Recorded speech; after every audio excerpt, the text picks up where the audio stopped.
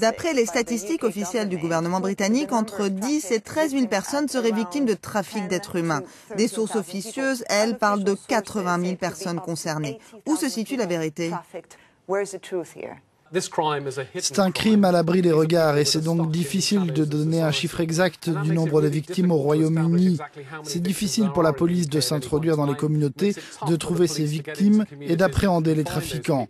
Ce qu'on sait, c'est que la Grande-Bretagne est une plateforme de trafic d'êtres humains en Europe. Et comment ces personnes sont-elles découvertes ? C'est vraiment compliqué de déceler une victime de trafic dans sa communauté. Quels sont les signes? La personne peut paraître triste, stressée, inquiète. Mais cela suffit-il pour établir que c'est une victime de trafic? C'est très difficile à repérer.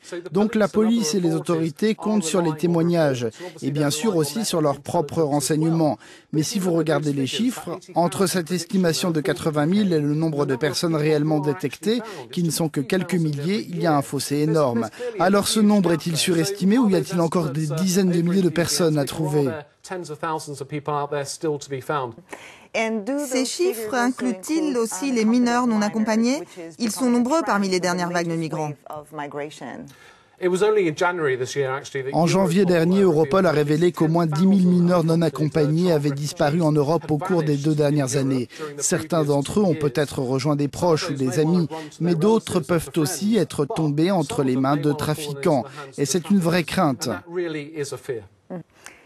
Donc on peut s'attendre malheureusement à ce que ce type de trafic ne fasse qu'augmenter avec les nombreux migrants qui veulent venir en Europe. L'impact de la crise migratoire sur le trafic reste à établir. C'est un phénomène qui a explosé l'an dernier. Évidemment, les gens se déplacent encore et cela continue. Mais j'ai vu aussi ces chiffres pour l'an dernier. Par exemple, au Royaume-Uni, le nombre de victimes, réelles ou présumées, a augmenté de 275% parmi les Irakiens et de 100% parmi les Afghans. Et il y a aussi une percée notoire du nombre de victimes présumées venues du Soudan ou d'Érythrée. On n'est pas sûr de savoir si c'est lié à la crise migratoire. Des gens toujours plus nombreux à vouloir rejoindre le Royaume-Uni pourraient se retrouver entre les mains de trafiquants qui n'attendent que de pouvoir continuer leur activité et de gagner de l'argent par le biais de ce crime épouvantable.